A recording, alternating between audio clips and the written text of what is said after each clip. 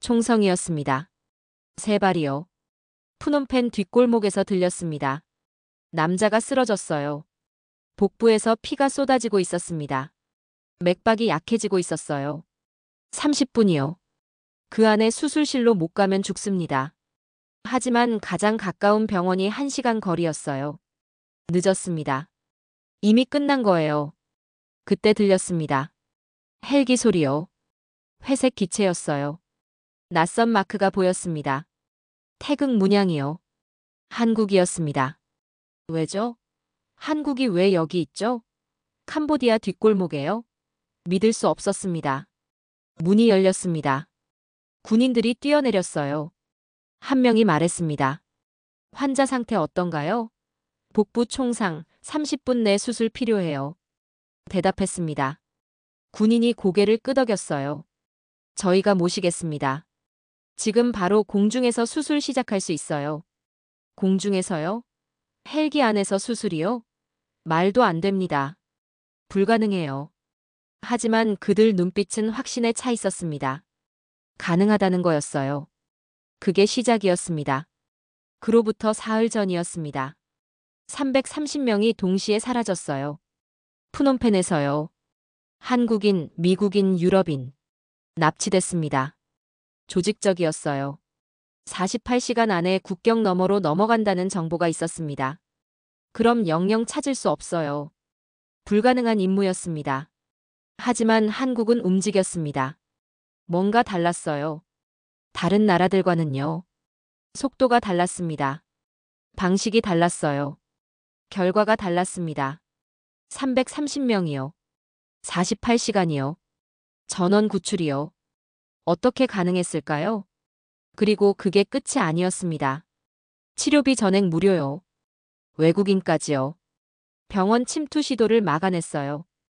헌혈 러시가 일어났습니다. 시민들이 줄을 섰어요. 모르는 사람 돕겠다고요. 도대체 이게 무슨 나라죠? 저는 15년간 전 세계 분쟁 지역에서 일했습니다. 국경 없는 의사회 의사로요. 시리아, 예멘, 콩고. 다 가봤어요. 하지만 한국 같은 나라는 처음이었습니다. 이건 기술이 아니었어요. 시스템도 아니었습니다. 철학이었어요.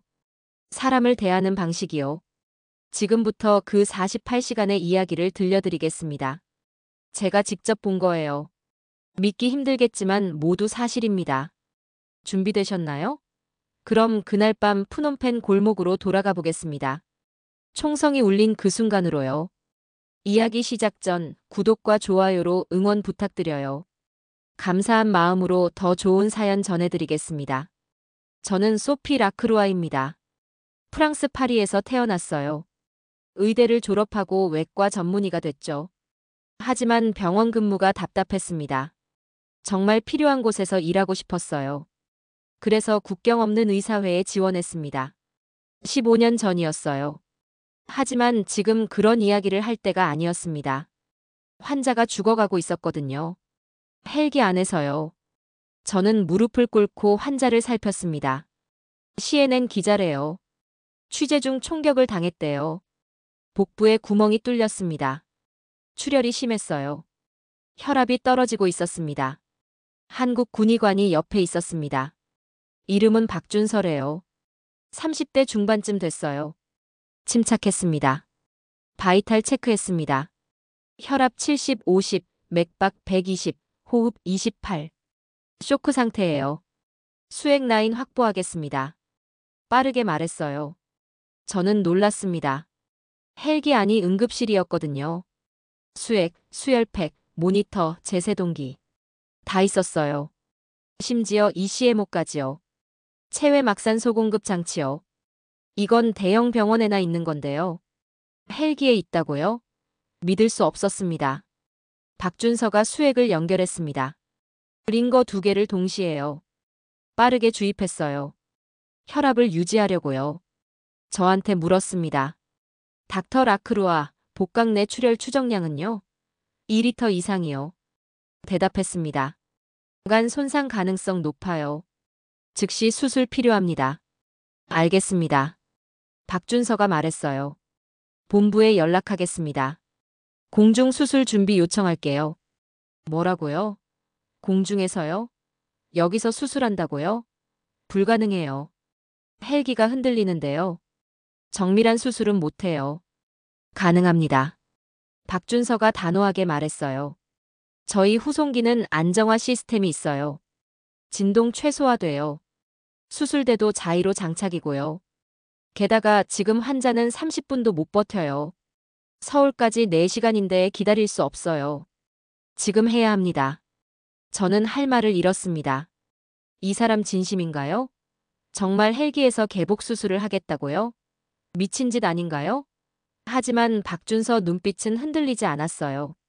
환자를 봤습니다. 의식이 흐려지고 있었어요. 혈압이 더 떨어졌습니다. 60, 40이요. 위험했어요. 선택지가 없었습니다. 해봅시다. 제가 말했어요.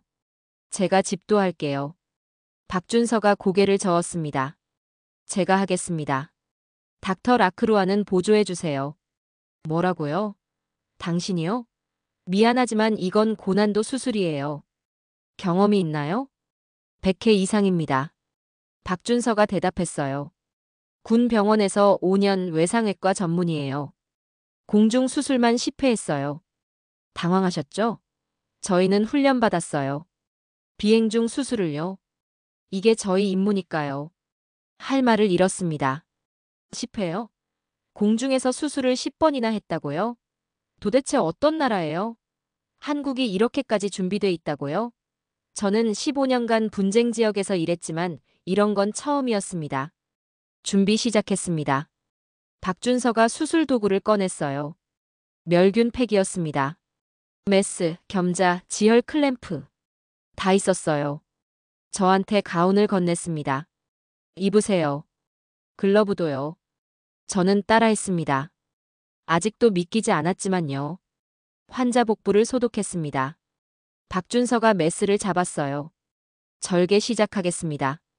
말하고 칼을 댔습니다. 정확했어요. 선이 깨끗했습니다. 헬기가 약간 흔들렸지만 손은 흔들리지 않았어요. 놀라웠습니다. 복강을 열었습니다. 피가 고여 있었어요. 많았습니다. 석션으로 빨아냈어요. 시야가 확보됐습니다. 간이 보였어요. 열상이 있었습니다. 심했어요. 여기가 출혈원이네요. 박준서가 말했습니다. 지혈하겠어요. 능숙하게 움직였습니다. 클램프로 혈관을 잡았어요. 출혈이 멈췄습니다. 봉합 시작했어요. 빠르고 정확했습니다. 저는 보조만 했어요. 거즈로 시야를 확보하고 석션으로 피를 빨아냈습니다. 박준서가 주도했어요. 완벽하게요. 15분이 걸렸습니다. 간 봉합 완료했어요. 복강 내 세척도 끝났고요. 이제 닫겠습니다. 박준서가 말했습니다. 층별로 봉합했어요. 복막, 근육, 피부. 정확했습니다. 마지막 매듭을 지었어요. 수술 끝났어요. 바이탈을 확인했습니다. 혈압이 올라가고 있었어요. 90, 60이요. 맥박도 안정됐습니다. 100회 이하로 떨어졌어요. 호흡도 편해졌습니다. 성공이었어요. 환자가 살았습니다. 공중에서요. 헬기 안에서요. 믿을 수 없었습니다. 저는 박준서를 봤어요. 당신 누구예요? 어떻게 이런 수술을 헬기에서 해요? 박준서가 웃었습니다. 저는 대한민국 공군 의무관이에요. 이게 제 일이에요. 국민을 살리는 거요. 하지만 저는 한국 국민이 아닌데요. 프랑스 사람이에요. 상관없어요. 박준서가 말했습니다. 여기 있는 환자도 미국 사람이에요. 국적은 중요하지 않아요. 사람을 살리는 게 중요하죠. 그게 저희 원칙이에요. 그 말이 가슴에 박혔습니다. 국적은 중요하지 않다고요? 15년간 국경 없는 의사회에서 일하며 외쳤던 말이에요. 하지만 현실은 달랐어요. 국적 때문에 차별받는 경우가 많았거든요. 미국인이면 빨리 구조되고 아프리카인이면 늦어지고요. 그게 현실이었습니다. 하지만 한국은 다르다는 건가요? 정말로요? 저는 아직 반신반의했습니다. 한 번의 수술로 판단하긴 이르죠. 하지만 인상적이었어요. 인정할 수밖에 없었습니다. 헬기가 계속 날고 있었습니다. 서울로 향하고 있었어요. 4시간이 남았습니다. 환자는 안정됐어요. 수술도 끝났고요. 이제 후속만 하면 됐습니다. 하지만 박준서가 말했어요. 안심하긴 일러요. 아직 위험해요. 감염, 재출혈, 쇼크. 뭐든 생길 수 있어요. 계속 지켜봐야 해요. 알고 있어요. 대답했습니다. 저도 외과 의사니까요. 하지만 여기서 할 수 있는 게 뭐가 있어요? 헬기 아닌데요. 많아요. 박준서가 말했습니다. ECMO 준비돼 있어요. 심폐기능 대체 가능해요. 인공호흡기도 있고요. 투석 장비도 있어요. 필요한 건 다 있어요. 정말로요? 주위를 둘러봤습니다. 진짜였어요. 장비가 가득했습니다. 이건 헬기가 아니에요. 날아다니는 중환자실이에요. 어떻게 이런 게 가능하죠? 한국이 이 정도 기술이 있다고요? 10년 전부터 개발했어요. 박준서가 설명했습니다. 전시 의료 후송 시스템이에요. 전쟁 나면 부상자가 많잖아요. 빨리 병원으로 옮겨야 해요. 하지만 거리가 멀면요. 가는 동안 죽어요. 그래서 만든 게 이거예요. 공중병원이요. 감탄했습니다. 이게 한국의 준비성이구나. 전쟁에 대비한 거였어요. 하지만 평시에도 쓸 수 있죠. 재난, 사고, 구조. 언제든요. 실용적이었습니다. 한국이 이렇게 준비돼 있을 줄 몰랐어요. 옆에서 다른 군인이 보고하고 있었습니다. 무전으로요. 환자 상태 안정, 수술 성공, 서울까지 3시간 50분 소요 예정. 그렇게 말했어요. 본부에서 답이 왔습니다. 양호, 트라우마 센터 준비 완료, 수술팀 대기 중. 확인했습니다. 모든 게 체계적이었습니다. 본부와 실시간 소통하고 있었어요. 병원도 준비되고 있었고요. 완벽한 시스템이었습니다. 저는 감탄할 수밖에 없었어요. 한국이 이 정도일 줄은 정말 몰랐습니다. 환자가 신음했습니다. 깨어나고 있었어요. 진통제를 추가 투여했습니다. 안정시켰어요. 괜찮아요. 박준서가 환자한테 말했습니다. 수술 잘 끝났어요. 지금 서울로 가고 있어요. 곧 병원 도착해요. 안전해요. 환자가 눈을 떴습니다. 저를 봤어요. 누구세요? 약한 목소리였어요. 저는 닥터 라크루아예요. 국경 없는 의사회요. 당신을 도왔어요. 환자가 고개를 끄덕였습니다. 고마워요. 그리고 다시 눈을 감았어요. 창밖을 봤습니다. 구름이 보였어요.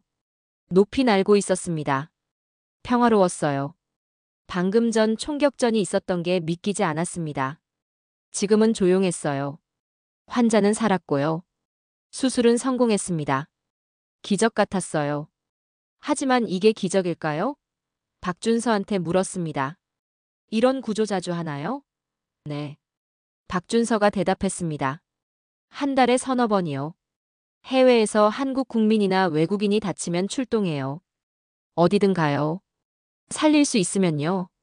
어디든요? 아프리카도요? 남미도요? 네. 박준서가 확신 있게 말했습니다. 지구 어디든 12시간 안에 도착해요. 후송기가 대기하고 있거든요. 명령만 떨어지면 즉시 출동해요. 그게 저희 임무예요. 저는 할 말을 잃었습니다. 12시간이요? 지구 어디든요? 국경 없는 의사회도 그렇게 빠르지 못해요. 준비하고 승인받고 하면 이틀은 걸려요. 근데 한국은 12시간이라고요? 어떻게 가능하죠? 시스템이 있어요. 박준서가 설명했습니다. 해외 긴급 구조 체계요. 외교부, 국정원, 국방부가 연결돼 있어요. 신고 들어오면 즉시 판단해요. 출동할지 말지요. 결정되면 바로 움직여요. 지체 없이요.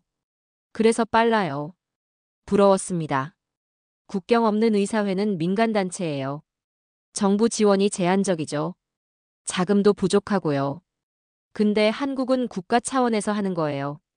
예산도 충분하고 장비도 최신이고요. 부럽지 않을 수 없었습니다. 하지만 동시에 의문이 들었습니다. 왜 이렇게까지 하죠? 비용이 엄청날 텐데요. 헬기 운영, 장비 유지, 인력 훈련. 돈이 많이 들어요. 국민 세금인데 이렇게 써도 되나요? 반대는 없나요? 물론 있어요. 박준서가 솔직하게 말했습니다. 예산 낭비라고 하는 사람도 있어요. 하지만 정부는 계속해요.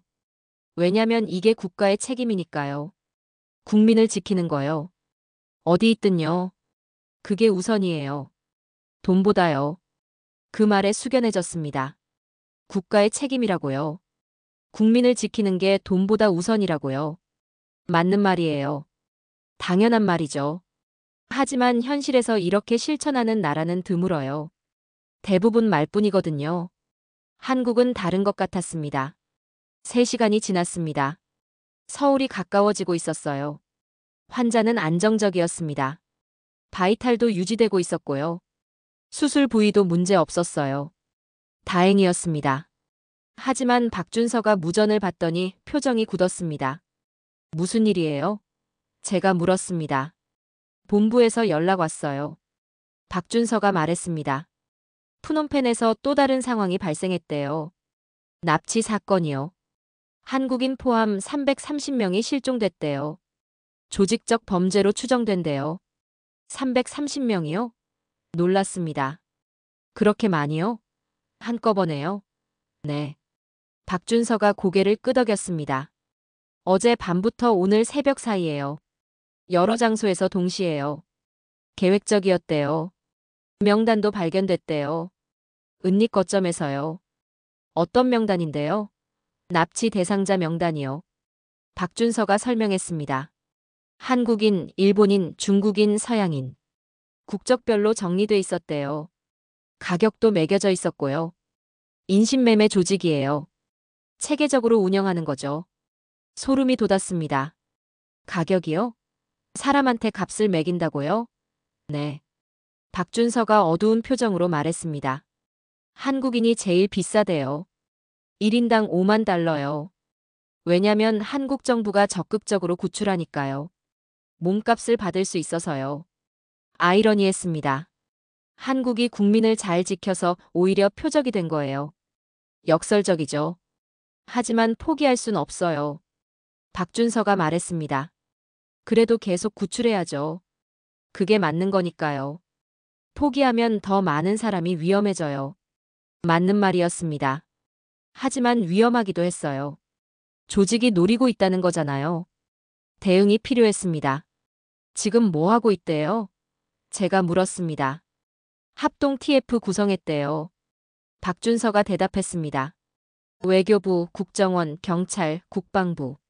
다 모였대요. 빠르네요. 감탄했습니다.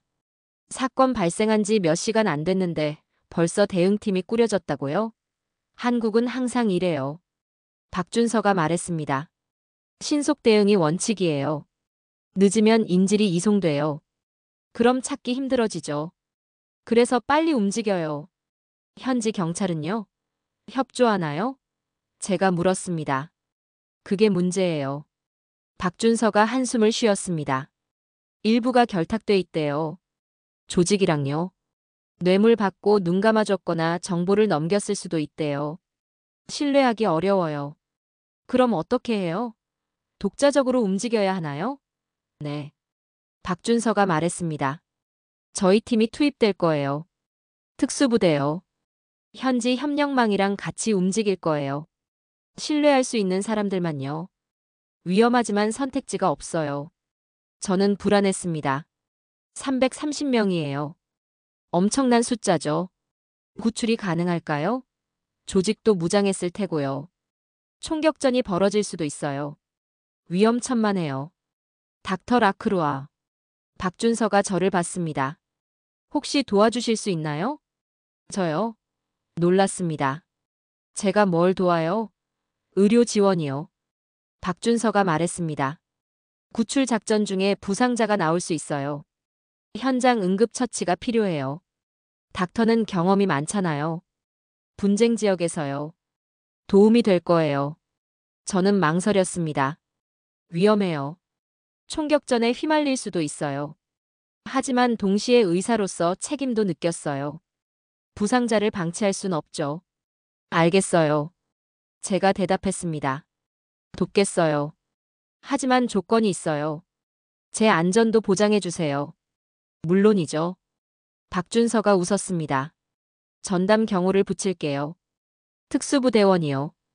항상 옆에 있을 거예요. 안전 최우선이에요. 고마워요. 제가 말했습니다. 그럼 같이 해봐요. 서울에 도착했습니다. 인천공항 근처 군공항이었어요. 구급차가 대기하고 있었습니다. 환자를 옮겼어요. 의료진이 인계받았습니다. 서울대병원 트라우마 센터로 간대요. 제일 가까운 곳이래요. 저도 따라갔습니다. 환자 상태를 끝까지 지켜봐야 했거든요. 구급차 안에서 박준서가 말했습니다. 닥터, 감사해요. 덕분에 환자 살았어요. 아니에요. 제가 대답했습니다. 당신이 수술했잖아요. 제 역할은 작았어요. 그래도요. 박준서가 말했습니다. 같이 해줘서 고마워요. 혼자였으면 어려웠을 거예요. 팀워크였어요. 저도 배웠어요. 제가 말했습니다. 공중수술이요. 처음 봤어요. 대단하더라고요. 한국 의료 수준이 이 정도인 줄 몰랐어요. 아직 시작이에요.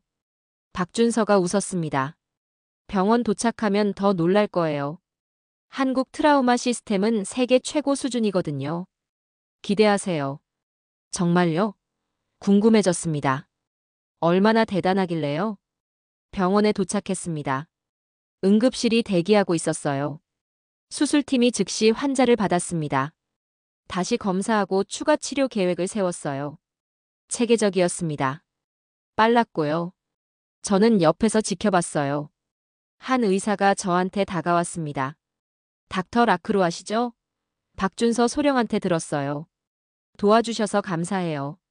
아니에요. 제가 대답했습니다. 당연한 일이에요. 의사니까요. 저는 이곳 외상외과 과장 김태희입니다. 의사가 소개했습니다. 환자 인계 잘 받았어요. 지금부터 저희가 치료할게요. 안심하세요. 감사해요. 제가 말했습니다. 잘 부탁드려요. 김태희가 물었습니다. 닥터, 혹시 시간 있으세요? 보여드릴 게 있어요. 우리 트라우마 센터요. 관심 있으실 것 같아서요. 물론이죠. 제가 대답했습니다. 보고 싶어요. 따라갔습니다. 김태희가 시설을 안내했어요. 응급실, 수술실, 중환자실. 모든 게 최신이었습니다. 장비도 훌륭했고요. 동선도 효율적이었어요. 감탄했습니다. 이거 언제 만들었어요? 5년 전이요. 김태희가 대답했습니다. 정부가 투자했어요. 재난 대비 차원에서요. 재난 대비요? 네. 김태희가 설명했습니다. 한국은 전쟁 위험이 있어요. 북한이랑요. 그래서 항상 준비해야 해요. 대량 사상자 발생 시 대응 체계요. 트라우마 센터가 그중 하나예요. 전국에 17곳 있어요. 17곳이요? 놀랐습니다. 그렇게 많아요? 네. 김태희가 자랑스럽게 말했습니다. 어디서 사고 나도 30분 안에 도착할 수 있어요. 헬기 후송 체계도 갖춰져 있고요. 골든 타임 안에 치료 가능해요. 골든 타임이요? 외상은 1시간이 중요하잖아요. 김태희가 말했습니다. 그 안에 치료 시작해야 생존율이 높아요. 한국은 그걸 목표로 해요. 전국 어디서든 1시간 안에요. 그래서 시스템을 만든 거예요. 대단하네요. 감탄했습니다. 프랑스도 트라우마 센터 있지만 이 정도는 아니에요.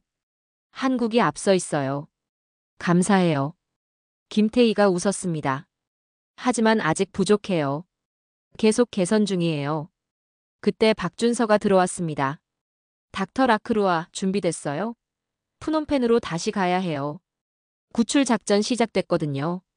벌써요? 놀랐습니다. 네. 박준서가 말했습니다. 시간이 없어요. 인질들이 이송되기 전에 구출해야 해요. 지금 출발해요. 알겠어요. 제가 대답했습니다. 가죠. 준비물은요?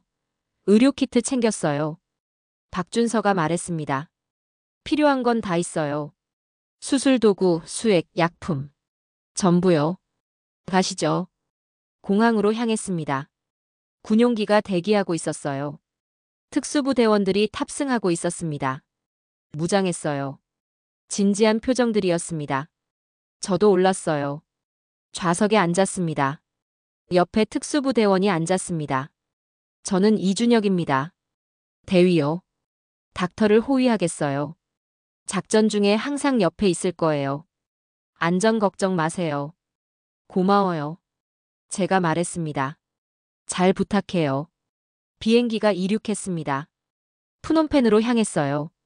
5시간 비행이래요. 그동안 작전 브리핑이 있을 거래요. 저도 들어야 한대요. 뭘 할지 알아야 하니까요. 브리핑이 시작됐습니다. 작전 지휘관이 설명했어요. 목표는 인질 330명 전원 구출이에요.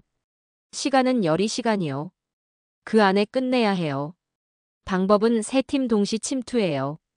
정면, 측면, 후면에서요. 위험 요소는요? 누군가 물었습니다. 적 병력 100명 이상 추정이요. 지휘관이 대답했습니다. 무장 수준은 소총, 기관총이에요. 함정 가능성도 있고요. 조심해야 해요. 의료 지원은요? 저도 질문했습니다. 닥터가 맡아요. 지휘관이 저를 봤습니다. 현장 응급처치요. 부상자 안정화시키고 후송 준비해주세요. 군의관 둘이 같이 갈 거예요. 협력하세요. 알겠습니다. 대답했습니다. 최선을 다할게요. 하지만 솔직히 불안했어요. 총격전이에요. 15년간 분쟁 지역에서 일했지만 항상 두렵거든요. 총알은 가리지 않아요. 의사도 맞을 수 있어요. 이준혁이 제 어깨를 두드렸습니다. 괜찮아요. 제가 지킬게요. 경험 많아요. 이런 작전 수십 번 했어요. 믿으세요. 고마워요. 제가 말했습니다. 믿을게요. 비행기 안이 조용했습니다. 모두 집중하고 있었어요. 긴장감이 느껴졌습니다. 작전이 몇 시간 후면 시작돼요. 330명의 목숨이 걸렸어요. 실패할 수 없었습니다. 저는 창밖을 봤습니다. 구름이 보였어요. 평화로웠습니다. 하지만 곧 전장으로 가는 거예요. 위험한 곳이요. 살아 돌아올 수 있을까요? 모르겠어요. 하지만 가야 했습니다. 의사니까요. 사람을 살리는 게 제 일이니까요. 푸놈펜에 도착했습니다. 밤이었어요. 11시쯤 됐습니다. 공항에서 곧바로 작전 본부로 이동했어요. 시내 외곽 건물이었습니다. 임시로 꾸민 곳이래요.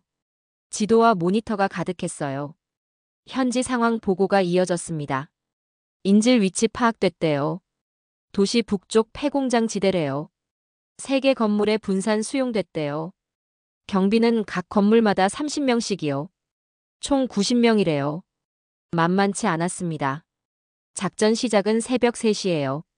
지휘관이 말했습니다. 어두울 때 움직여요. 야간 투시경 사용할 거예요. 적들은 어둠 속에서 우리 못 봐요. 하지만 우린 다 봐요.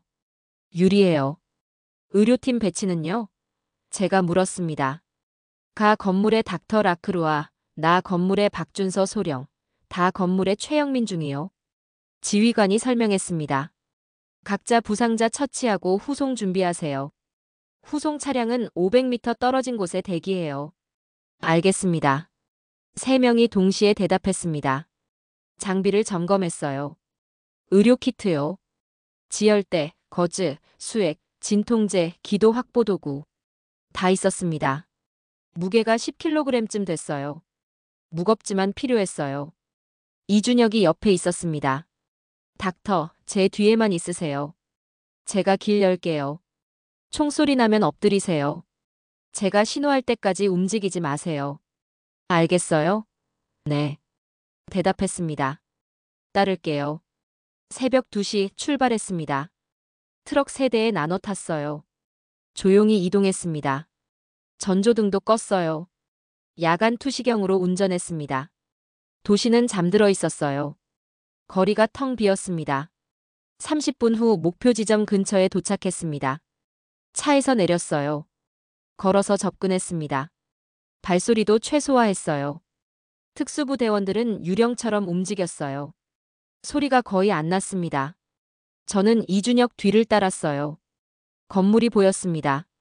낡은 공장이었어요. 창문은 깨져 있었고요. 문은 녹슬었습니다. 하지만 경비가 서 있었어요. 4명이요. 무장했습니다. 담배를 피우고 있었어요. 경계가 느슨했습니다.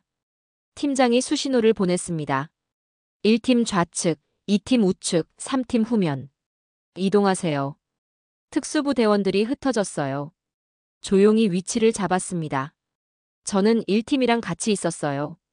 이준혁 뒤에요. 카운트다운이 시작됐습니다. 3, 2, 1. 동시 진입이었어요. 섬광탄이 터졌습니다. 눈부신 빛이 퍼졌어요. 경비들이 비명을 질렀습니다. 특수부대가 돌입했어요. 총소리가 울렸습니다. 짧았어요. 경비들이 쓰러졌습니다. 제압됐어요. 건물 안으로 들어갔습니다. 어두웠어요. 악취가 났습니다. 곰팡이와 오물 냄새요. 복도를 따라갔습니다. 방들이 있었어요. 문이 잠겨 있었습니다. 몰트커터로 자물쇠를 끊었어요. 문을 열었습니다. 사람들이 있었어요. 바닥에 앉아 있었습니다. 겁에 질린 얼굴들이었어요. 괜찮아요. 팀장이 말했습니다. 우린 한국군이에요. 구하러 왔어요. 안전해요. 사람들이 울기 시작했습니다. 살았다고요? 구조됐다고요? 일어나지 못하는 사람도 있었어요. 다친 거예요. 제가 다가갔습니다. 저는 의사예요. 다친 데 어디예요? 한 여성이 다리를 가리켰습니다. 부러진 것 같았어요. 부목을 댔습니다. 진통제를 줬어요. 참으세요. 곧 병원 갈 거예요. 다른 방들도 열었습니다. 사람들이 쏟아져 나왔어요. 60명쯤 됐습니다. 가 건물 인질이었어요. 모두 살아 있었습니다. 다행이었어요. 하지만 부상자가 10명이었습니다. 바쁠 것 같았어요. 그때 무전이 들렸습니다. 나 건물 함정. 적 병력 대규모. 지원 필요. 박준서 목소리였어요. 다급했습니다. 무슨 일이죠? 나 건물이 함정이었대요. 팀장이 설명했습니다. 적들이 매복해 있었대요. 총격전 중이래요. 어떻게 해요? 제가 물었습니다. 지원 보내야죠. 팀장이 명령했습니다. 2팀 절반, 나 건물 지원 가세요. 1팀은 여기 인질 후송 계속하세요. 3팀은 다 건물 작전 진행하세요. 부대가 나뉘었습니다. 이준혁도 지원 가는 팀에 포함됐어요. 닥터, 여기 있어요. 이준혁이 말했습니다. 다른 대원이 지킬 거예요. 금방 올게요. 조심해요. 제가 말했습니다. 이준혁이 뛰어갔어요. 인질 후송을 시작했습니다. 부상자부터 옮겼어요. 들것에 실었습니다. 천천히 나갔어요. 계단이 위험했거든요. 어두웠고 불안정했어요. 조심스럽게 내려갔습니다. 밖으로 나왔습니다. 후송 차량이 대기하고 있었어요. 부상자를 실었습니다. 제가 같이 탔어요. 응급처치를 계속해야 했거든요. 한 남성이 의식이 흐려지고 있었습니다. 쇼크 증상이었어요. 수액을 연결했습니다. 빠르게 주입했어요. 혈압을 올려야 했습니다. 다리를 높이 들었어요. 쇼크 자세요. 산소 마스크도 씌웠습니다. 천천히 호흡하세요. 말했어요. 남성이 고개를 끄덕였습니다. 차량이 출발했습니다. 병원으로 향했어요. 10분 거리래요. 현지 대형 병원이요. 한국 의료진이 미리 가 있대요. 준비하고 있을 거래요. 안심이었습니다. 무전으로 상황을 들었습니다. 나 건물 총격전 계속 중이래요. 적 병력이 많대요. 예상보다 2배래요. 위험했습니다. 부상자도 나오기 시작했대요. 박준서가 현장에서 처치하고 있대요. 다 건물은 성공했대요. 인질 100명 구출했대요. 부상자는 5명이요. 최영민 중위가 처치했대요. 후송 중이래요. 절반은 성공한 거예요. 하지만 나 건물이 문제였습니다. 병원에 도착했습니다. 응급실이 받았어요. 한국 의료진이 있었습니다. 김태희 과장도 와 있었어요. 닥터 라크루아. 반갑게 맞아줬습니다. 환자들 인계해요. 부상자를 넘겼습니다. 상태 설명했어요. 이 사람은 쇼크, 저 사람은 골절, 이쪽은 탈수. 빠르게 말했습니다. 김태희가 받아 적었어요. 알겠어요.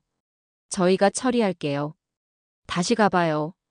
현장 필요하죠? 네. 대답했습니다. 나 건물이 위험해요. 돌아가야 해요. 조심해요. 김태희가 말했습니다. 무사히 돌아와요. 고마워요. 제가 말하고 차에 올랐습니다. 현장으로 돌아갔습니다. 총소리가 들렸어요. 가까워지니 더 크게 들렸습니다. 치열했어요. 차에서 내렸습니다. 엎드려서 접근했어요. 이준혁이 보였습니다. 손짓했어요. 이쪽으로 와요. 기어갔습니다. 이준혁 옆에 도착했어요. 상황이 어때요? 제가 물었습니다. 안 좋아요. 이준혁이 대답했습니다. 저기 지하로 들어갔어요. 인질도 데리고요. 따라 들어가야 하는데 위험해요. 함정일 수도 있어요. 지하요? 어떻게 들어가요? 입구가 있어요. 이준혁이 가리켰습니다. 저기 건물 뒤쪽이요. 계단 내려가면 지하 통로래요. 공장 때 쓰던 거요. 복잡하대요. 미로 같대요. 박준서는요? 제가 물었습니다. 지하로 들어갔어요. 이준혁이 말했습니다. 부상자랑 같이요.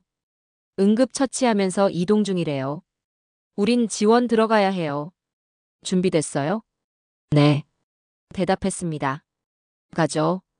의료 키트를 챙겼어요. 이준혁이 앞장섰습니다. 다른 대원 셋이 같이 갔어요. 건물 뒤로 돌아갔습니다. 계단이 보였어요. 어두웠습니다. 아래로 내려갔어요. 지하였습니다. 축축했어요. 물이 고여 있었습니다. 냄새가 역했어요.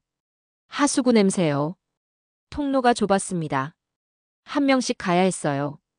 이준혁이 야간 투시경을 켰습니다. 앞을 비췄어요.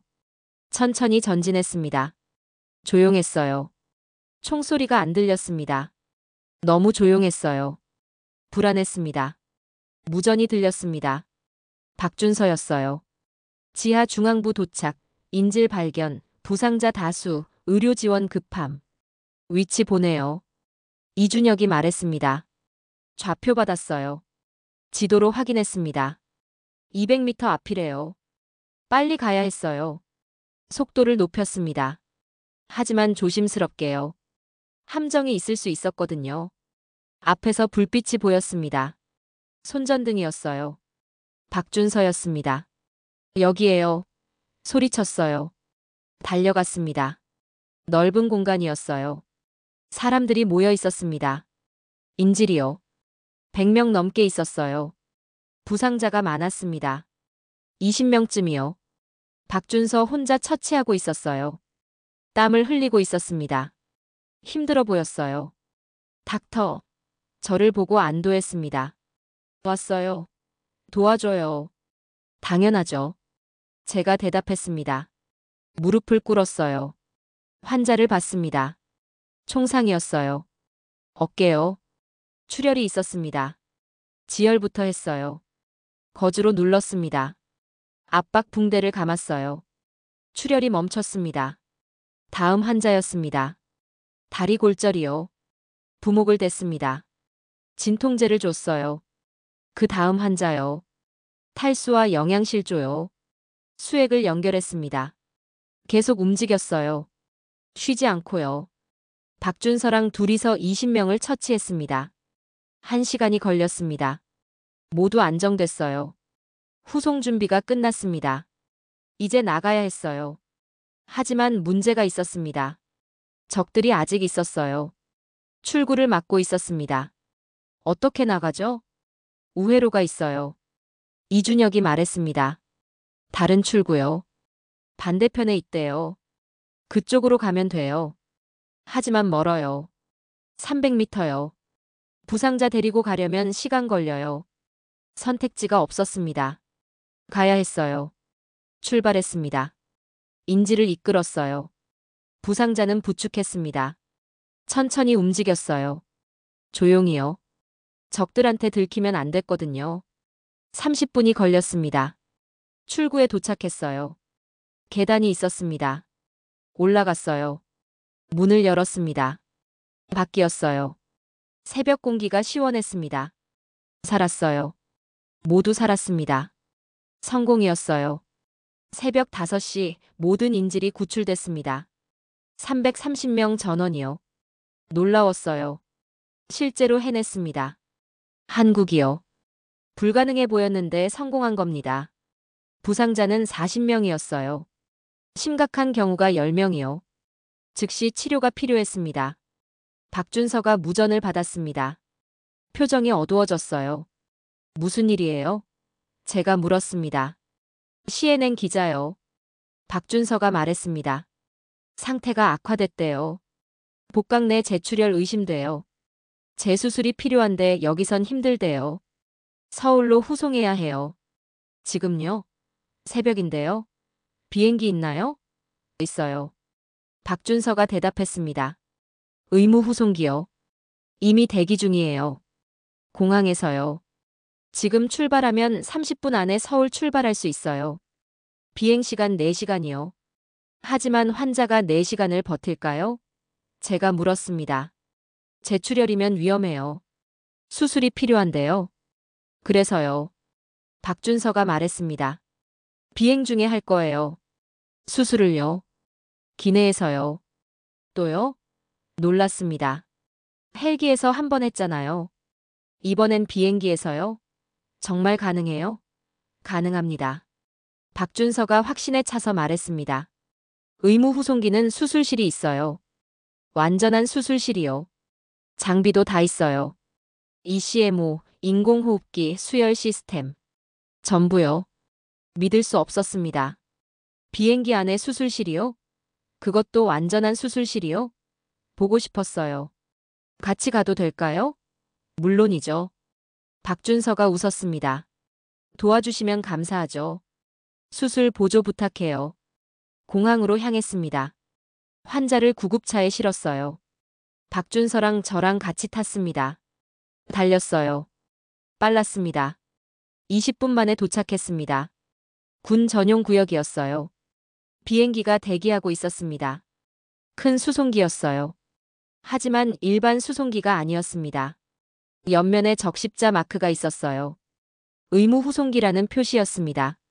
문이 열려 있었어요. 계단을 올라갔습니다. 안으로 들어갔어요. 숨이 멎었습니다. 비행기 안이 병원이었거든요. 정말로요. 앞쪽은 수술실이었습니다. 수술대, 무영등, 맞추기, 모니터. 다 있었어요. 중간은 중환자실이요. 침대 6개, 각각 모니터 달려 있었습니다. 뒤쪽은 일반 환자실이요. 침대 10개쯤 있었어요. 이게 뭐예요? 제가 물었습니다. 공중병원인가요? 맞아요. 박준서가 자랑스럽게 말했습니다. KC-135 의무 후송기예요. 세계에서 가장 진보된 공중 의료 시스템이에요. 2020년에 도입했어요. 지금 세대 운용 중이에요. 어디에 쓰나요? 전시용이에요. 박준서가 설명했습니다. 전쟁 나면 부상자 많잖아요. 현장에서 병원까지 먼 거리인데 가는 동안 치료해야 해요. 그래서 만든 거예요. 비행하면서 수술하고 중환자 치료하는 거죠. 평시엔요? 이렇게 쓰죠. 박준서가 말했습니다. 해외 긴급 후송이요. 재난, 사고, 납치. 뭐든요. 한국 국민이든 외국인이든 필요하면 출동해요. 1년에 20회쯤 띄워요. 비용이 엄청나겠어요. 제가 말했습니다. 한 번 띄우는데 얼마나 들어요? 5천만 원쯤이요. 박준서가 대답했습니다. 비싸죠. 하지만 정부가 부담해요. 환자는 안 내요. 무료예요. 국민이든 외국인이든요. 외국인도요? 무료로요? 네. 박준서가 고개를 끄덕였습니다. 생명은 국적이 없어요. 살릴 수 있으면 살려야죠. 그게 의사 아닌가요? 맞는 말이었습니다. 하지만 현실은 달라요. 대부분 나라는 자국민 우선이거든요. 한국은 다른 것 같았습니다. 환자를 실었습니다. 수술실로 옮겼어요. 수술대에 눕혔습니다. 모니터를 연결했어요. 바이탈을 확인했습니다. 혈압이 떨어지고 있었어요. 80, 50이요. 복부가 팽창돼 있었습니다. 재출혈 확실했어요. 비행기가 이륙했습니다. 활주로를 달렸어요. 속도가 붙었습니다. 뜨는 순간 몸이 약간 흔들렸어요. 하지만 곧 안정됐습니다. 수평 비행에 들어갔어요. 생각보다 흔들림이 적었습니다.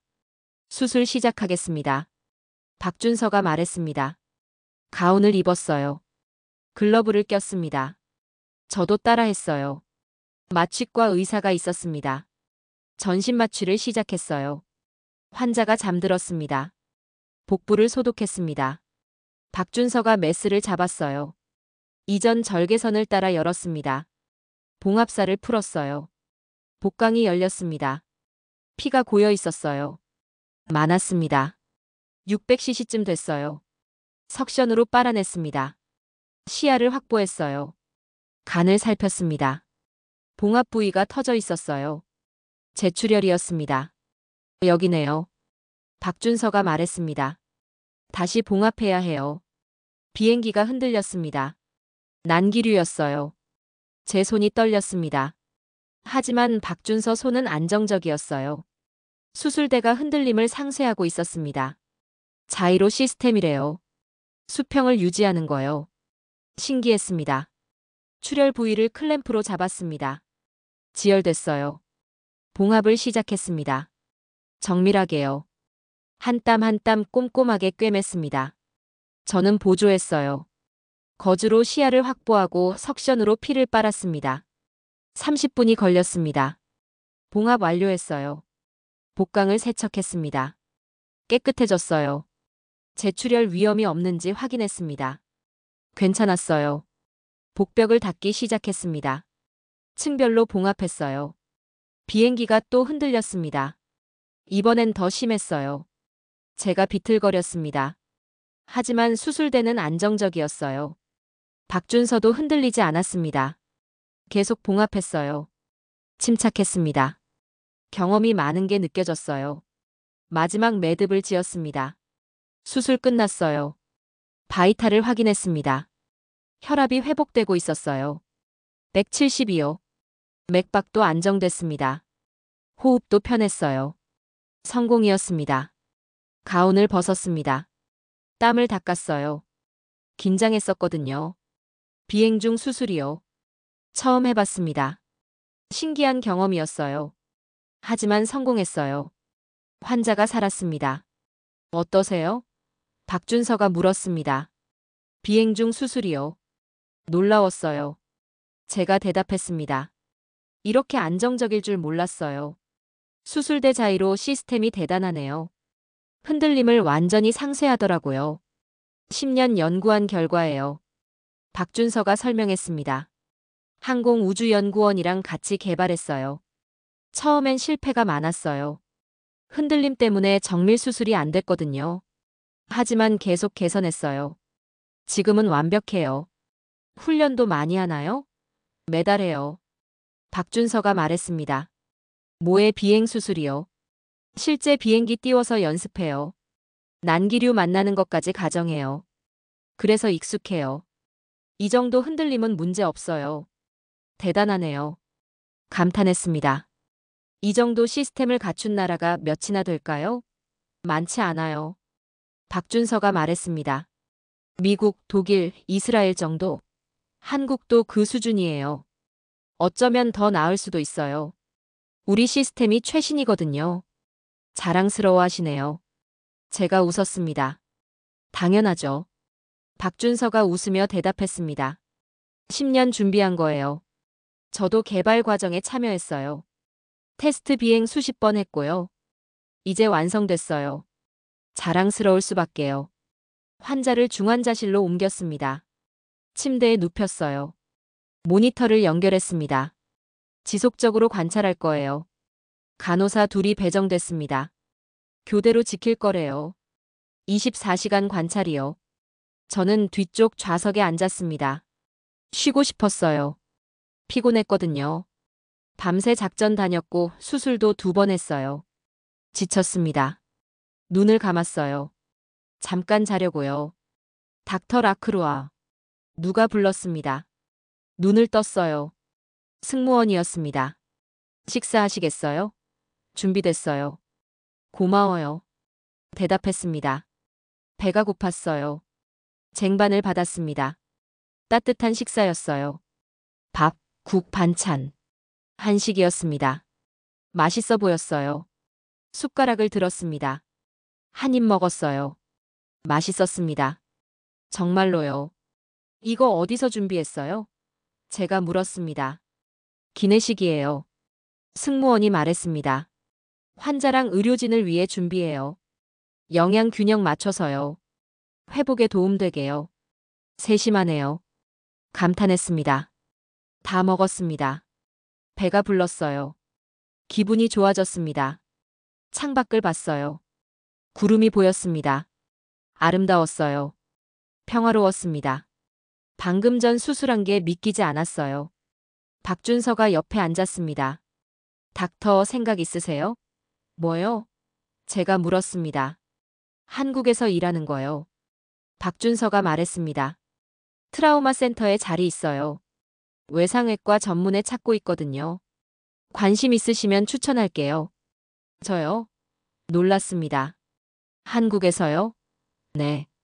박준서가 말했습니다. 닥터 실력 봤어요. 훌륭해요. 경험도 많고요.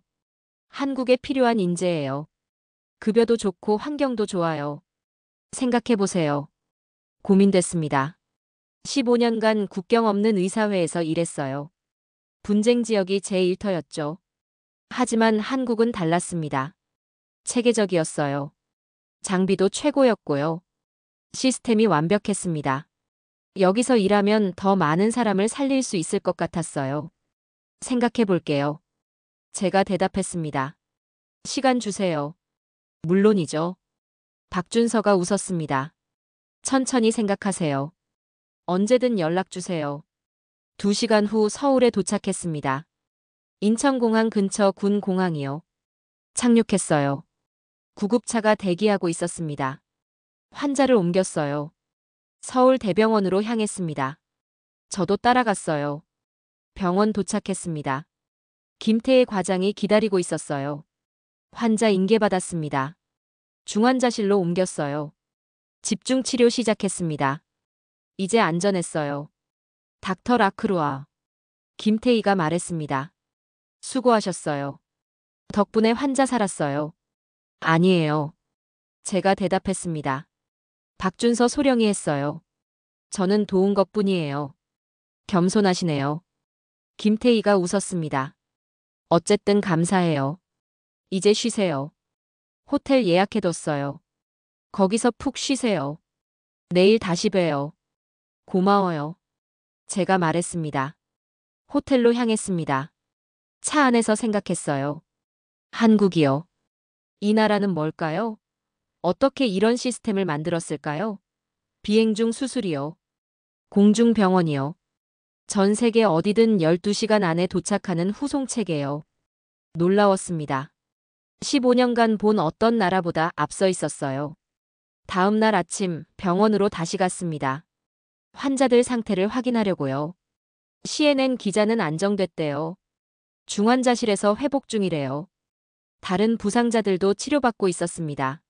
모두 잘 되고 있었어요. 김태희가 병원을 안내해줬습니다. 각 층을 둘러봤어요. 응급실, 수술실, 중환자실, 일반 병동. 시설이 훌륭했습니다. 장비도 최신이었고요.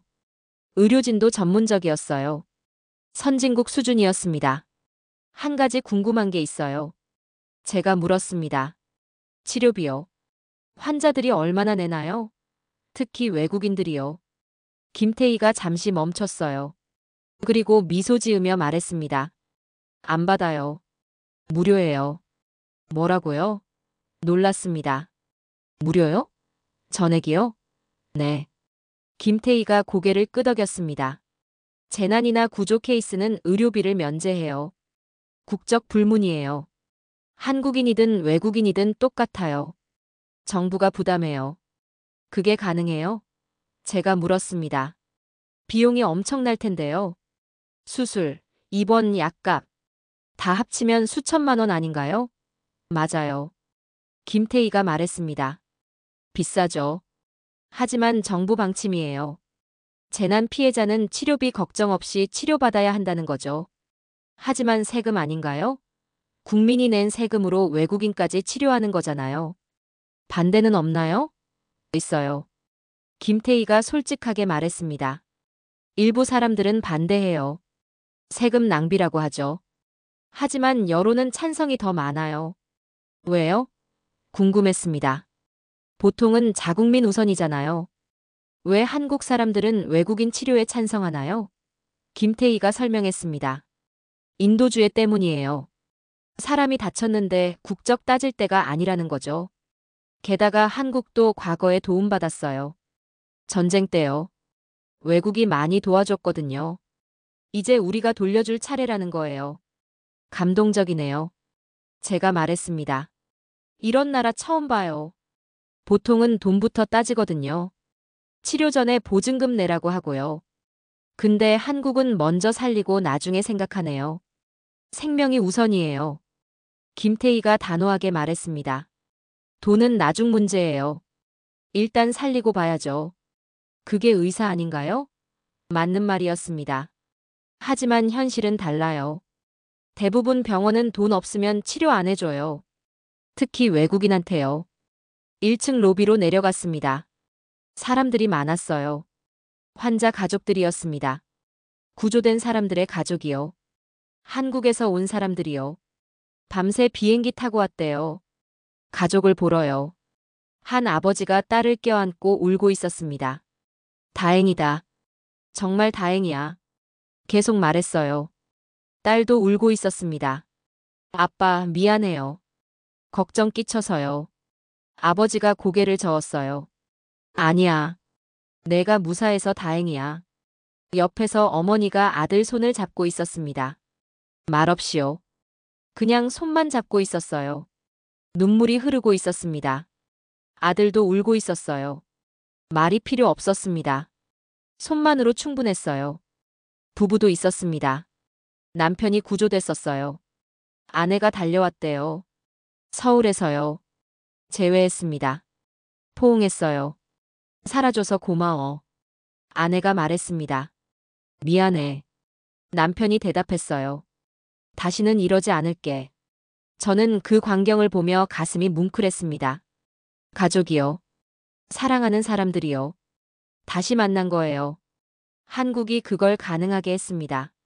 구조해줬고 치료해줬어요. 무료로요. 아무 조건 없이요. 한 사회복지사가 가족들한테 설명하고 있었습니다. 제가 다가갔어요. 들어봤습니다. 치료비는 전액 면제됩니다. 정부가 부담해요.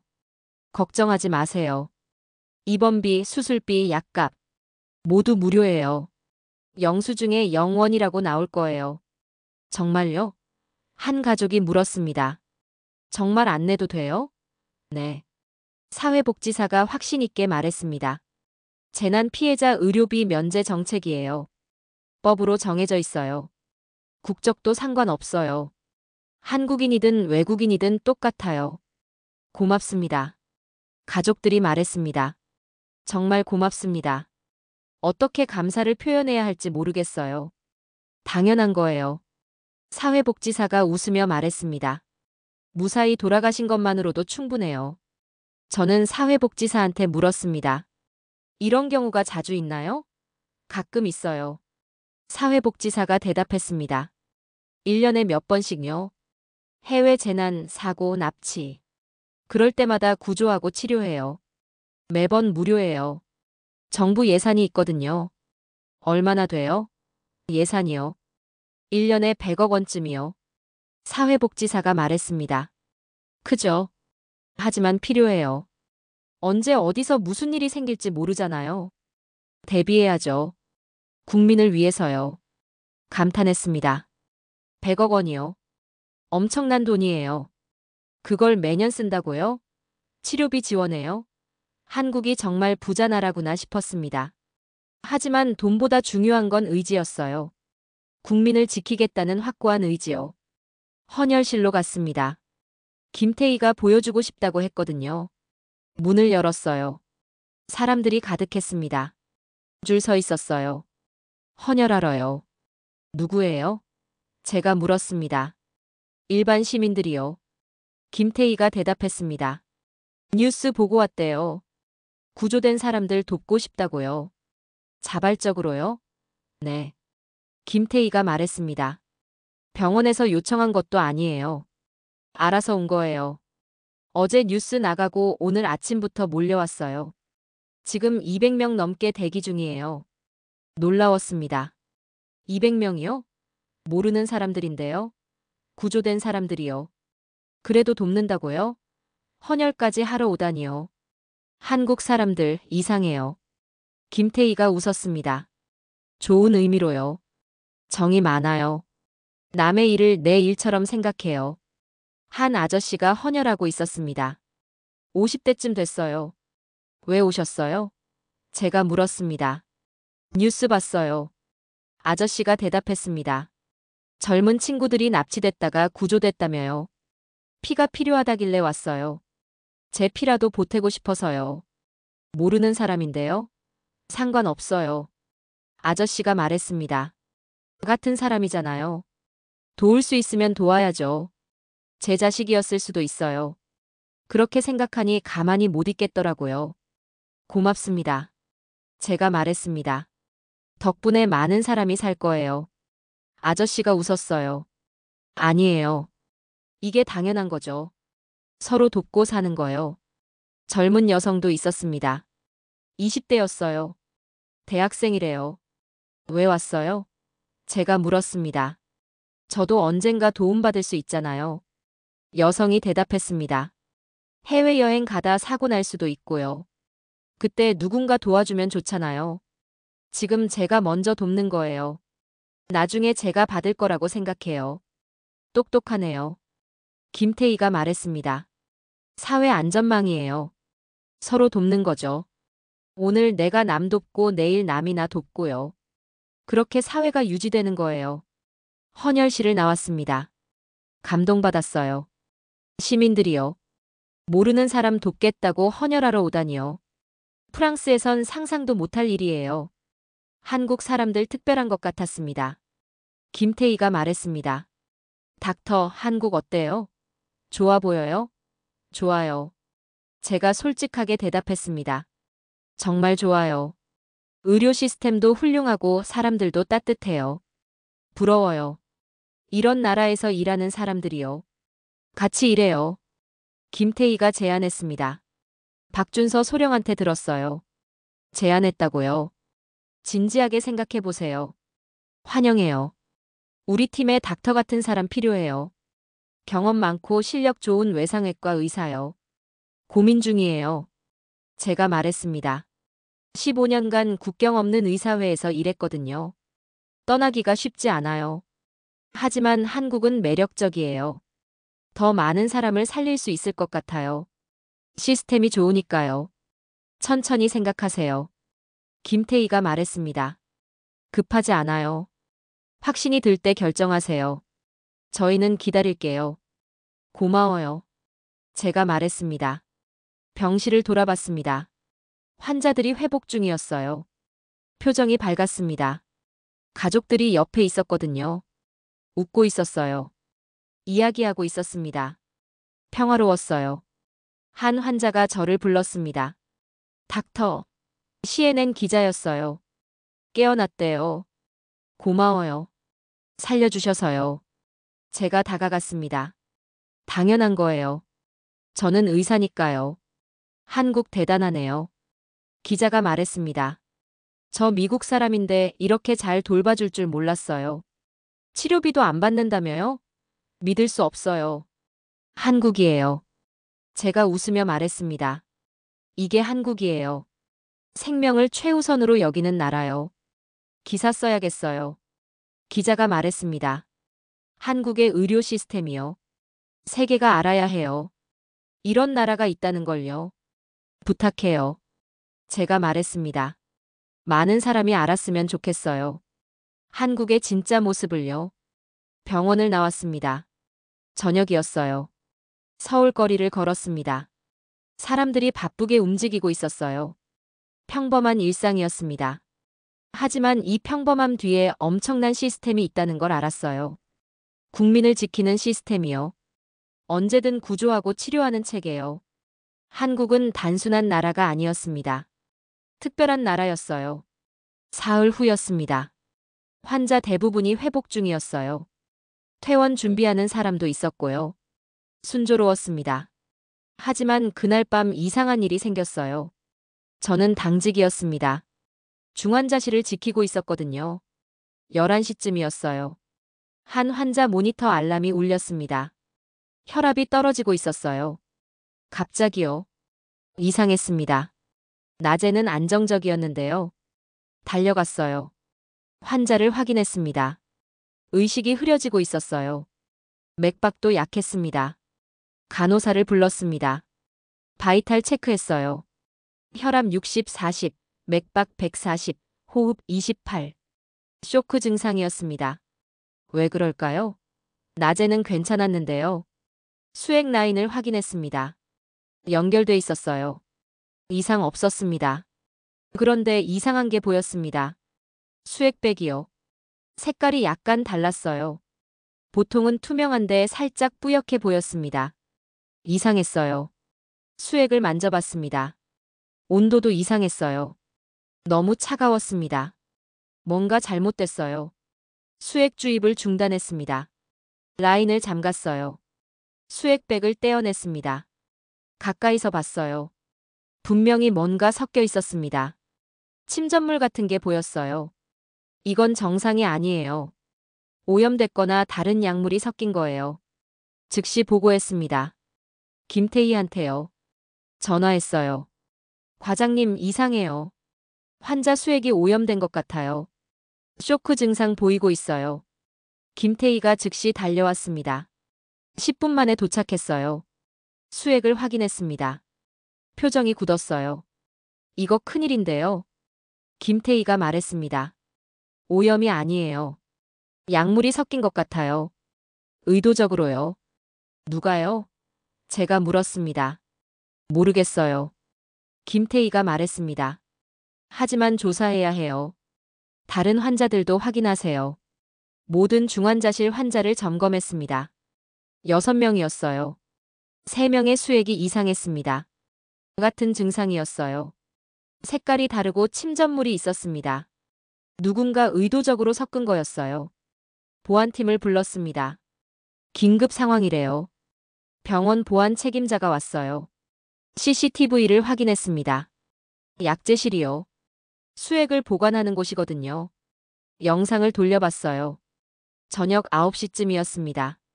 한 사람이 약제실에 들어갔어요. 간호사 복장이었습니다. 하지만 이상했어요. 움직임이 어색했거든요. 주위를 계속 두리번거렸어요. 수액백을 꺼냈습니다. 뭔가를 주사기로 주입했어요. 다시 넣었습니다. 나갔어요. 얼굴을 확대했습니다. 모르는 사람이었어요. 병원 직원이 아니래요. 침입자였습니다. 어떻게 들어왔죠? 보안 책임자가 당황했습니다. 출입증 시스템이 있는데요. 확인했습니다. 도난당한 출입증을 쓴 거래요. 일주일 전에 분실 신고된 거요. 계획적이네요. 김태희가 말했습니다. 미리 준비한 거예요. 출입증 훔치고 간호사 복장 준비하고요. 목적이 뭐죠? 환자들을 죽이려는 건가요? 아니면 납치 조직의 보복인가요? 경찰을 불렀습니다. 10분 후 도착했어요. 형사 둘이요. 상황을 설명했습니다. 수액 오염, CCTV 영상, 의심 환자. 다 보고했어요. 형사들이 심각한 표정이었습니다. 이거 국제범죄일 수 있어요. 한 형사가 말했습니다. 납치 조직이 보복하는 거요. 구조된 사람들 제거하려고요. 내부자도 있을 수 있어요. 병원 안에요. 출입증 훔치고 정보 넘긴 사람이요. 내부자요? 김태희가 놀랐습니다. 우리 직원 중에요? 가능성이 있어요. 형사가 말했습니다. 조사해야 해요. 최근 채용된 사람, 재정 문제 있는 사람, 이상 행동 보인 사람. 다 확인할 거예요. 환자들 안전이 우선이에요. 제가 말했습니다. 지금 당장 보호해야 해요. 또 공격받을 수 있어요. 형사가 고개를 끄덕였습니다. 경찰 배치하겠습니다. 중환자실, 병실, 입구. 다 지킬게요. 24시간 경비요. 환자들을 다른 수액으로 교체했습니다. 깨끗한 거로요. 약제실을 전수조사했어요. 오염된 수액을 다 찾아냈습니다. 12개였어요. 폐기했습니다. 새로 주문했어요. 오염된 수액을 분석실로 보냈습니다. 뭐가 섞였는지 확인하려고요.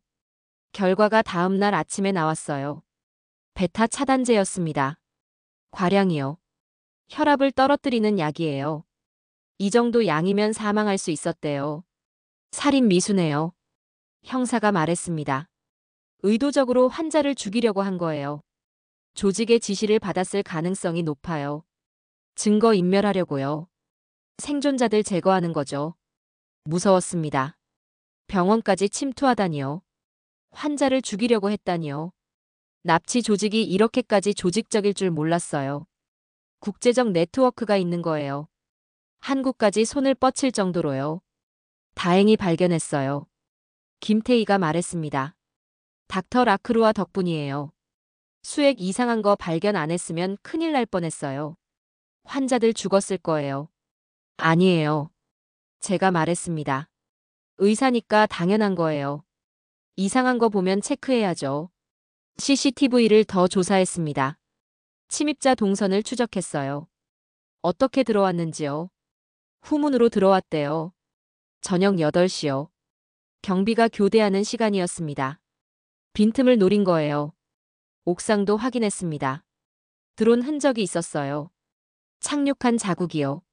누군가 드론을 띄운 거예요. 촬영했거나 데이터를 송신했을 거래요. 병원 구조, 환자 위치, 경비 동선. 정보를 빼간 거죠. 본격적이네요. 형사가 말했습니다. 조직이 체계적이에요.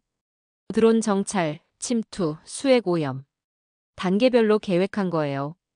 배후가 있어요. 큰 조직이요. 국제적으로 연결된요. 국정원에 연락했습니다. 이건 국가 안보 문제래요. 외국 범죄 조직이 한국 병원을 공격한 거니까요. 국정원이 즉시 투입됐어요. 요원 4명이 왔습니다. 조사를 시작했어요. 환자들한테 알렸습니다. 위험이 있다고요. 하지만 안심하라고 했어요. 경찰이랑 국정원이 보호하고 있다고요. 환자들이 불안해했어요. 당연했죠. 죽을 뻔했으니까요. 한 환자가 물었습니다. 왜 우릴 죽이려고 해요? 조직 때문이에요. 제가 설명했습니다. 여러분이 살아서 증언하면 곤란한 거예요. 그래서 제거하려는 거죠. 하지만 걱정 마세요. 한국 정부가 지킬 거예요. 끝까지요. 정말요? 환자가 물었습니다. 우릴 지켜줄 거예요? 물론이죠. 김태희가 단호하게 말했습니다. 여러분은 한국에 있어요. 여기선 안전해요. 정부가 모든 수단을 동원할 거예요. 여러분을 지키기 위해서요. 그날 밤부터 경비가 3배로 늘었습니다. 경찰 10명, 국정원 요원 4명, 병원 보안 6명. 총 20명이 교대로 병원을 지켰어요. 중환자실 앞에는 항상 2명이 서 있었습니다. 무장했어요. 드론 방어 시스템도 설치했습니다. 전파 교란 장비요. 드론이 접근하면 신호를 끊는 거예요. 추락하게요. 옥상에도 감지 센서를 달았습니다. 뭔가 착륙하면 알람이 울려요. 출입 통제도 강화했습니다. 모든 직원 신원 재확인했어요. 출입증도 새로 발급했습니다. 생체 인증 추가했어요. 지문이랑 얼굴 인식이요. 이제 본인 아니면 못 들어와요. 일주일간 긴장 상태가 계속됐습니다. 하지만 추가 공격은 없었어요. 경비가 삼엄해서요. 조직도 포기한 것 같았습니다. 환자들이 안심하기 시작했어요. 경찰이 지켜주니까요. 저는 그 일주일 동안 한국을 더 깊이 이해했습니다. 위기 대응이요. 시스템이요. 국가가 국민을 지키는 방식이요. 병원 침투 사건이 있자마자 경찰, 국정원, 군까지 움직였어요. 24시간 안에 보안 체계를 완전히 바꿨습니다. 놀라웠어요. 김태희한테 물었습니다. 한국은 항상 이렇게 빠른가요? 대응이요. 네. 김태희가 대답했습니다. 훈련돼 있어요. 북한이랑 대치 중이거든요. 언제든 위기 올 수 있어요. 그래서 항상 준비돼 있어요. 시스템이 있고 매뉴얼이 있어요. 실행만 하면 돼요. 부러워요. 제가 말했습니다. 국경 없는 의사회는 이렇게 못해요. 조직이 느슨하거든요. 위기 생기면 며칠 걸려요. 대응하는데요. 근데 한국은 몇 시간 만에 끝내네요. 시스템의 차이예요. 김태희가 말했습니다. 한국은 국가 차원이니까요. 자원도 많고 권한도 명확해요. 빠를 수밖에 없어요. 환자들이 하나둘 퇴원했습니다. 회복됐거든요. 떠날 때 인사했어요. 감사합니다. 살려주셔서요. 지켜주셔서요. 평생 잊지 못할 거예요. 한국을요. 눈물을 흘렸습니다. 저도 마음이 뭉클했어요. 15년간 의사 생활했지만 이런 건 처음이었습니다. 국가가 이렇게까지 환자를 지키는 거요. 치료만 하는 게 아니라 보호까지 하는 거요. 생명을 정말로 소중히 여기는 거요. 한국은 특별했습니다. 2주일 후 한국 정부가 공식 브리핑을 열었습니다. 푸놈펜 납치 사건에 대한 최종 보고였어요. 저도 초대받았습니다. 증인이었거든요. 현장에 있었으니까요. 정부청사 브리핑룸으로 갔어요. 기자들이 가득했습니다. 국내 언론은 물론이고 외신도 많았어요. CNN, BBC, 로이터. 전 세계가 주목하고 있었습니다. 한국이 어떻게 330명을 구출했는지요. 어떻게 병원 침투를 막았는지요. 외교부 장관이 단상에 섰습니다. 브리핑을 시작했어요. 지난달 캄보디아에서 발생한 납치 사건에 대해 보고드리겠습니다. 총 330명이 납치됐고 그중 한국인이 120명이었습니다. 우리 정부는 즉시 합동 TF를 구성했고 48시간 만에 전원 구출에 성공했습니다. 박수가 터졌습니다. 기자들이 일어나 박수쳤어요. 놀라운 성과였거든요. 330명을 이틀 만에요. 전례가 없었습니다. 외교부 장관이 계속 말했습니다. 구출 과정에서 부상자 40명이 발생했으나 전원 한국으로 후송해 치료받았고 현재 대부분 회복됐습니다. 치료비는 전액 정부가 부담했습니다. 장관이 말했습니다. 국적 불문이었어요. 한국인이든 외국인이든 똑같이 무료로 치료했습니다. 이는 우리 정부의 확고한 원칙입니다. 재난 피해자는 국적에 관계없이 보호받아야 한다는 거죠. 또한 납치 조직의 병원 침투 시도가 있었습니다. 장관이 어두운 표정으로 말했습니다. 환자들을 해치려는 악의적 행위였어요. 하지만 우리 의료진과 보안 당국이 신속히 대응해 막았습니다. 추가 피해는 없었어요. 현재 캄보디아 정부와 합동 수사를 진행 중입니다. 장관이 계속 말했습니다. 납치 조직 소탕 작전이에요. 인터폴과도 협력하고 있어요. 국제 수배령도 발령했습니다. 배후를 반드시 밝혀낼 겁니다. 의료 협력도 확대하겠습니다. 장관이 발표했습니다. 캄보디아의 한국형 트라우마 센터를 지원할 거예요. 기술도 이전하고 인력도 교육하겠어요. 현지 의료 수준을 높이는 게 목표입니다. 재발 방지를 위해서죠. 질문 받겠습니다. 장관이 말했습니다. 손이 일제히 올라갔어요. 한 기자가 지목됐습니다. 외국인 치료비를 왜 정부가 부담하나요? 국민 세금인데요. 반대 여론은 없나요? 있습니다. 장관이 솔직하게 대답했습니다. 일부에서 반대해요. 하지만 여론조사 결과 70%가 찬성했어요. 국민들이 이해해 주시는 겁니다. 인도주의적 책임이라는 걸요. 게다가 장기적으로 보면 이익이에요. 국제 신뢰가 높아지니까요. 다른 기자가 물었습니다. 구출 작전 비용이 얼마나 들었나요? 총 80억 원입니다. 장관이 대답했습니다. 후송기 운영, 특수부대 투입, 의료비, 보안 비용. 다 합쳐서요. 적지 않은 돈이죠. 하지만 가치가 있어요. 330명의 생명이니까요. 외신 기자가 질문했습니다. 한국 모델을 다른 나라도 따라할 수 있나요? 가능합니다. 장관이 말했습니다. 기술 이전 용이가 있어요. 의무 후송 시스템, 트라우마 센터 운영, 신속 대응 체계. 모두 공유할 수 있어요. 협력 요청하는 나라예요. 저한테도 질문이 왔습니다. 닥터 라크루아, 한국 의료 시스템을 어떻게 평가하시나요? 훌륭합니다. 제가 대답했습니다. 15년간 전 세계 분쟁 지역에서 일했지만 한국만큼 체계적인 나라는 처음 봤어요. 공중수술, 무료치료, 철저한 보안. 모든 게 완벽했어요. 국경 없는 의사회와 비교하면요? 기자가 더 물었습니다. 비교할 수 없어요. 제가 말했습니다. 국경 없는 의사회는 민간단체예요. 자원이 한정적이죠. 하지만 한국은 국가 차원이에요. 무한한 자원을 동원할 수 있어요. 그 차이가 결과를 만들어요. 한국에서 일할 계획 있나요? 기자가 또 물었습니다. 고민 중입니다. 제가 솔직하게 대답했습니다. 제안받았어요. 서울대병원 트라우마 센터에서요. 매력적이에요. 여기서 더 많은 사람을 살릴 수 있을 것 같아요. 진지하게 생각하고 있어요. 브리핑이 끝났습니다. 기자들이 몰려왔어요. 저한테요. 인터뷰 요청이 쏟아졌습니다. 하나씩 응했어요. 같은 질문을 수십 번 받았습니다. 한국이 어떠냐고요? 매번 같은 대답을 했어요. 놀랍다고요. 배울 게 많다고요. 저녁에 특별 행사가 있었습니다. 구조작전 참가자들 격려 행사래요. 대통령이 참석한대요. 저도 초대됐습니다. 청와대였어요. 처음 가봤습니다. 웅장했어요. 대통령이 연설했습니다. 여러분 덕분에 330명이 살았습니다. 감사합니다. 여러분은 영웅이에요. 하지만 조용한 영웅이죠. 자랑하지 않고 묵묵히 일한 분들이에요. 그게 더 대단해요. 국가의 존재 이유는 국민을 지키는 겁니다. 대통령이 계속 말했습니다. 어디 있든 무슨 일이 생기든 구하러 가야 해요. 그게 정부의 의무예요.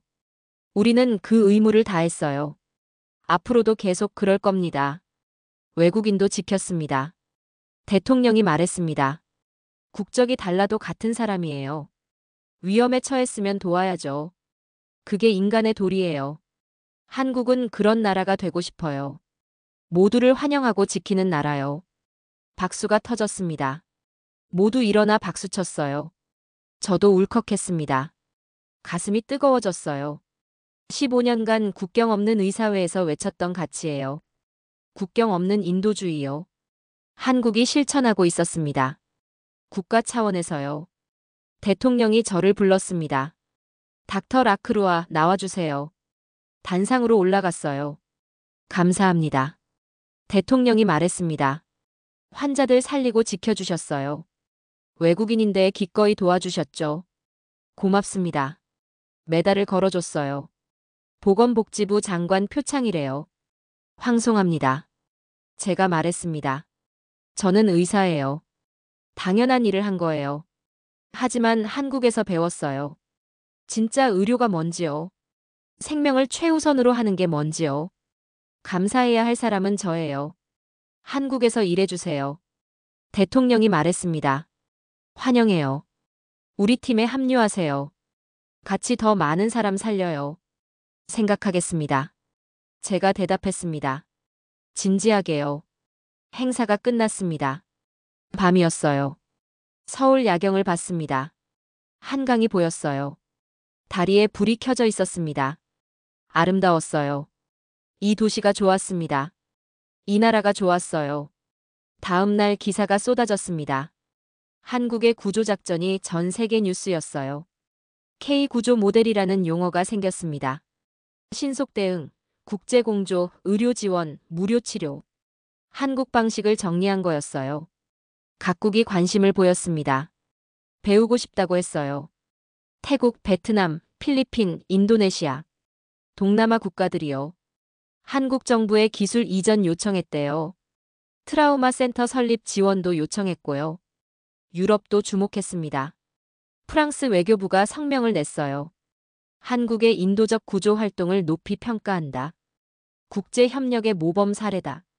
프랑스도 배우겠다. 그렇게 말했어요. 미국도 칭찬했습니다. 국무부 대변인이 말했어요. 한국은 동맹을 넘어 글로벌 파트너다. 재난 대응에서 리더십을 보여줬다. 미국도 협력하고 싶다. 앞으로 한국과 합동훈련을 하겠다고 했어요. 유엔도 움직였습니다. 사무총장이 성명을 냈어요. 한국의 신속 구조 체계를 유엔 표준으로 검토하겠다. 회원국들에게 권장하겠다. 한국과 양해각서 체결을 추진하겠다. 그렇게 발표했습니다. 국경 없는 의사회도 연락 왔습니다. 본부에서요.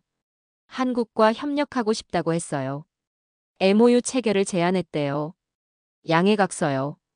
긴급 상황 시 서로 지원하는 거요.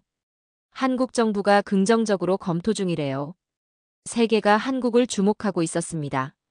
작은 나라라고 무시했던 나라요. 근데 이제는 배우고 싶어 했어요. 따라하고 싶어 했습니다. 한국이 기준이 된 거예요.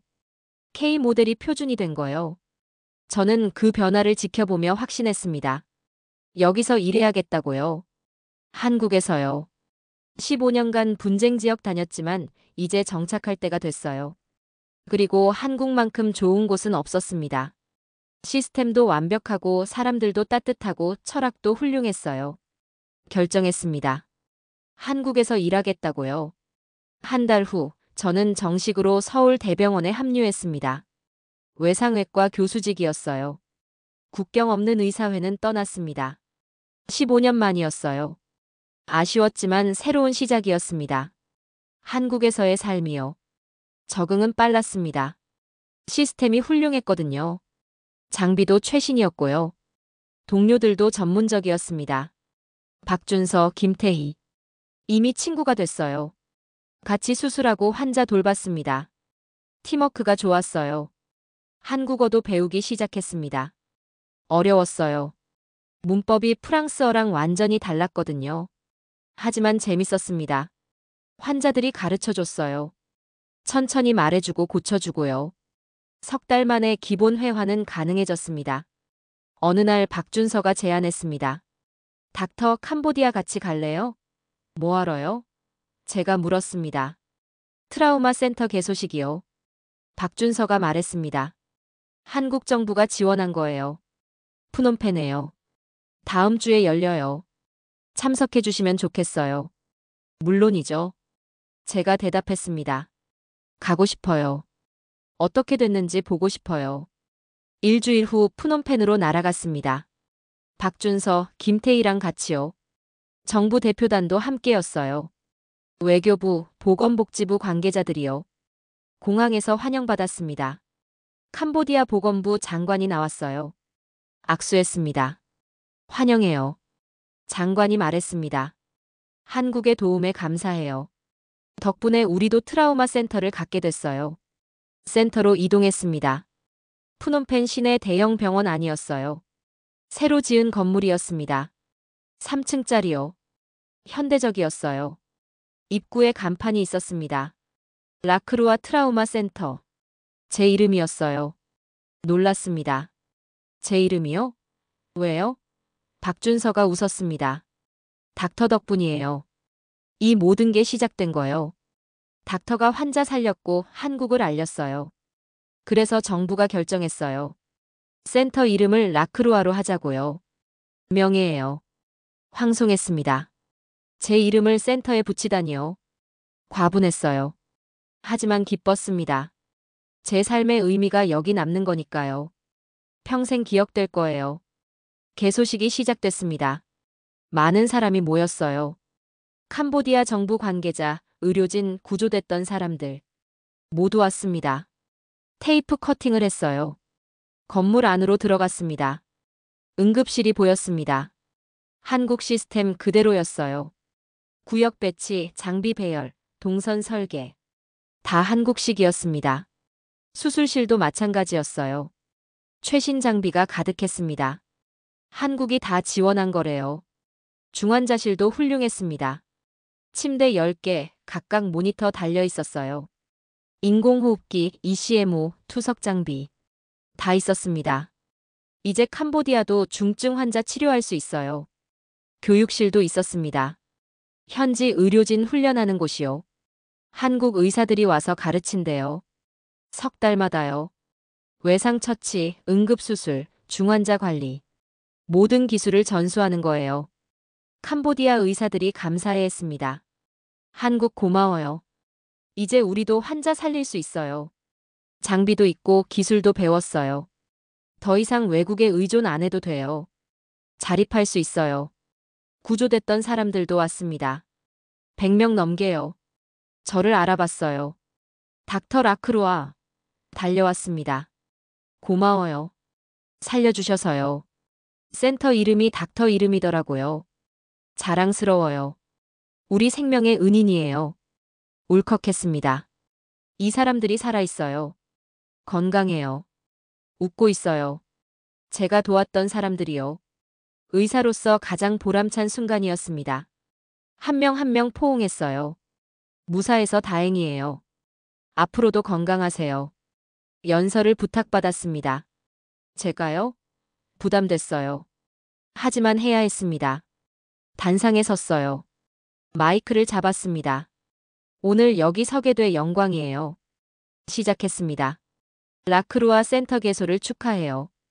이 센터는 한국의 선물이에요. 계속 말했습니다. 기술만이 아니에요. 철학이에요. 생명을 최우선으로 여기는 철학이요.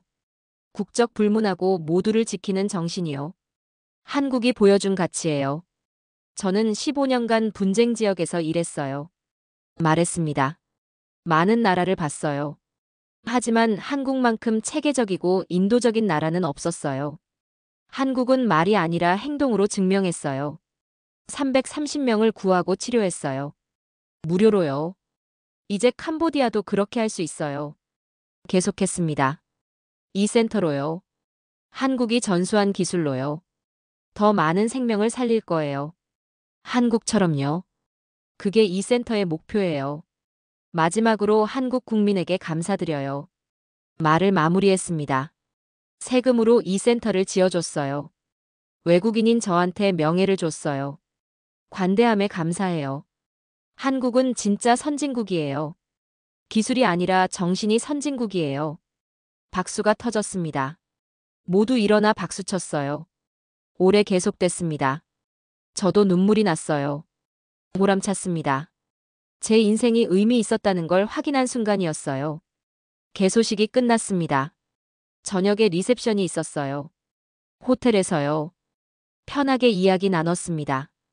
캄보디아 의사들, 한국 대표단 구조자들 모두 모였어요. 한 캄보디아 의사가 물었습니다.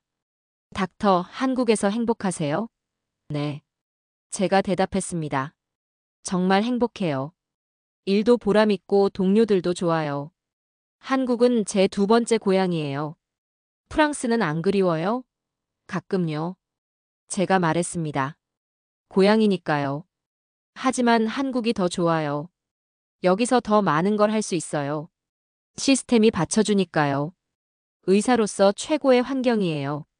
다음 편 계획 있어요? 박준서가 물었습니다. 계획이요? 제가 되물었습니다. 네. 박준서가 말했습니다. 한국 정부가 다른 나라에도 센터 만들 거래요. 베트남, 태국, 필리핀.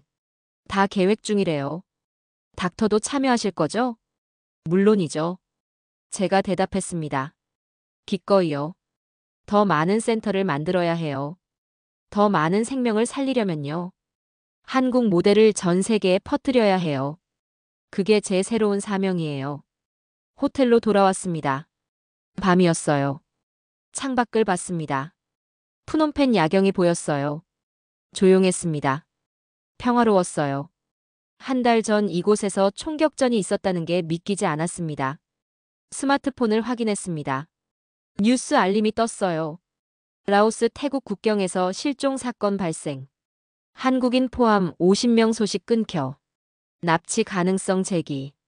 한국 정부 대응 검토 중. 또 시작이네요. 생각했습니다. 하지만 이번엔 달라요. 한국이 있으니까요. 시스템이 있으니까요. 금방 해결될 거예요. 구조하고 치료할 거예요. 한국은 그런 나라니까요. 다음 날 아침 연락이 왔습니다.